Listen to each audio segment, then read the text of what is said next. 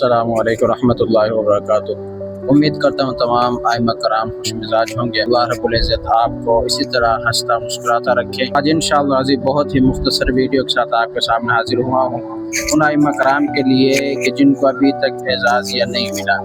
देखिए कि अभी गुज़श्ता हफ्ते के अंदर बहुत से आइमा कराम को फेज़ जो 2 वाले थे उनको बहुत सौ को मिल चुका है। गुज़श्ता दिनों के अंदर शोरकोट वाले जो आइमा कराम थे तकरीबन वहाँ से 10 आइमा कराम को एजाज़ मिला था।